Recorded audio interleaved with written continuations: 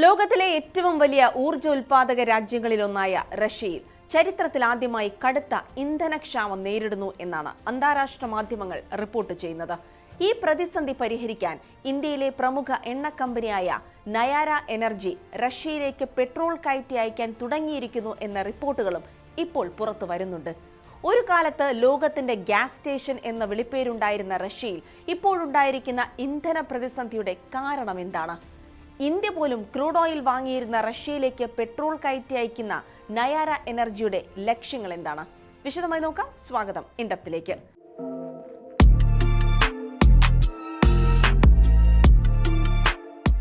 റഷ്യയിൽ ഇപ്പോഴുണ്ടായിരിക്കുന്ന ഇന്ധന പ്രതിസന്ധിയുടെ പ്രധാന കാരണം യുക്രൈൻ സൈന്യം റഷ്യയിലെ എണ്ണ ശുദ്ധീകരണശാലകൾക്ക് നേരെ നടത്തുന്ന ശക്തമായ ഡ്രോൺ ആക്രമണങ്ങളാണ്.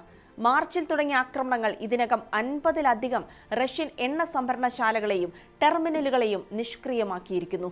തലസ്ഥാനമായ മോസ്കോയിലടക്കം പെട്രോൾ പമ്പുകൾക്ക് മുന്നിൽ വലിയ ക്യൂ ആണ് ദൃശ്യമാകുന്നത്. പല റഷ്യൻ പ്രവിശ്യകളിലും ഇന്ധന റേഷനിംഗ് പോലും ഏർപ്പെടുത്തി കഴിഞ്ഞു. റഷ്യൻ പ്രസിഡന്റ് വ്ളാദിമിർ പുടിൻ ഈ പ്രതിസന്ധി താൽക്കാലികം മാത്രമാണെന്ന് അവകാശപ്പെടുമ്പോഴും ഒരു കാലത്ത് ലോകത്തിന്റെ ഗ്യാസ് സ്റ്റേഷൻ എന്ന് വിളിക്കപ്പെട്ടിരുന്ന റഷ്യ ഇന്ന് ഇന്ധനത്തിനായി മറ്റ് രാജ്യങ്ങളെ ആശ്രയിക്കേണ്ട അവസ്ഥയിലാണ്. ഈ ഒരു പശ്ചാത്തലത്തിലാണ് ഇന്ത്യയിലെ പ്രമുഖ എണ്ണ കമ്പനിയായ നയാര എനർജി വാർത്തകളിൽ ഇടം പിടിക്കുന്നത്.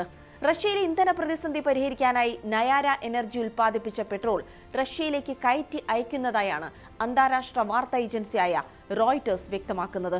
ഏകദേശം 60,000 മെട്രിക് ടണ്ണോളം പെട്രോളുമായി ഇന്ത്യൻ തുറമുഖത്ത് നിന്ന് പുറപ്പെട്ട 2 എണ്ണക്കപ്പലുകൾ അന്താരാഷ്ട്ര വ്യാപാരികൾ വഴി റഷ്യയിലേക്ക് നീങ്ങുന്നതായാണ് സൂചനകൾ. ഇന്ത്യൻ ഭരണകൂടം ഇതിനോട് നേരിട്ട് പ്രതികരിച്ചിട്ടില്ലെങ്കിലും ഇന്ത്യൻ കമ്പനികൾക്ക് റഷ്യയ്ക്ക് നേരിട്ട് പെട്രോൾ വിൽക്കുന്നില്ലെന്നും എന്നാൽ അന്താരാഷ്ട്ര വ്യാപാരികൾ വഴി ഇന്ത്യൻ ഇന്ധനം റഷ്യ വാങ്ങാൻ സാധ്യതയുണ്ടെന്നും ഇന്ത്യൻ പെട്രോളിയം മന്ത്രി ഹർദീപ് സിംഗ് പുരി സമ്മതിക്കുന്നുണ്ട്. ഒരു എണ്ണ ഇറക്കുമതി രാജ്യമായ ഇന്ത്യയിൽ നിന്ന് റഷ്യ പെട്രോൾ വാങ്ങുന്നു എന്നത് അന്താരാഷ്ട്ര തലത്തിൽ വലിയ ചർച്ചകൾക്കാണ് വഴി തുറന്നിരിക്കുന്നത്.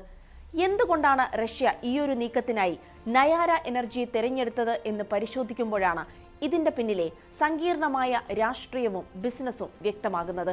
ഗുജറാത്തിലെ വാഡിനാറിൽ ഇന്ത്യയിലെ 2ാമത്തെ വലിയ സ്വകാര്യ എണ്ണ ശുദ്ധീകരണശാല നടത്തുന്ന കമ്പനിയാണ് നയാര. സാങ്കേതികമായി ഇതൊരു ഇന്ത്യൻ കമ്പനിയാണെങ്കിലും ഇതിന്റെ നിയന്ത്രണം പൂർണ്ണമായും റഷ്യൻ ഗ്രൂപ്പുകളുടെ കൈകളിലാണ്. നയാര എനർജിയുടെ 49% ഓഹരികൾ റഷ്യൻ സർക്കാർ ഉടമസ്ഥതയിലുള്ള എണ്ണ ഭീമനായ റോസ്നെഫ്റ്റിന്റെ പക്കലാണ്. ബാക്കി വരുന്ന ഓഹരികൾ റഷ്യൻ നിക്ഷേപ സ്ഥാപനമായ യുണൈറ്റഡ് ക്യാപിറ്റൽ പാർട്ട്നേഴ്സിന്റെ പക്കലുമാണ്.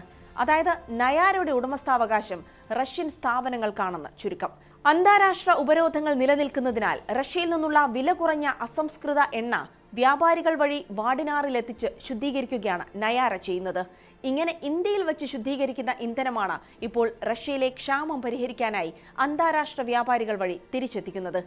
റഷ്യൻ അസംസ്കൃത എണ്ണ ഉപയോഗിച്ച് ഇന്ധനം നിർമ്മിക്കുന്നതിനാൽ യൂറോപ്യൻ യൂണിയൻ നയാര എനർജിക്ക് മേൽ നേരത്തെ തന്നെ കർശനമായ ഉപരോധങ്ങൾ ഏർപ്പെടുത്തിയിട്ടുണ്ട്.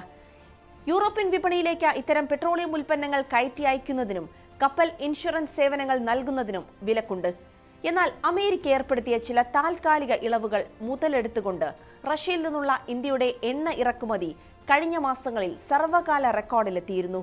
ഇതിന്റെ മറവിലാണ് ഉപരോധങ്ങളെയും അന്താരാഷ്ട്ര നിയമങ്ങളെയും മറികടക്കാൻ നയാര എനർജി പോലുള്ള കമ്പനികളെ റഷ്യൻ താൽപര്യങ്ങൾക്കായി ഉപയോഗിക്കുന്നത്.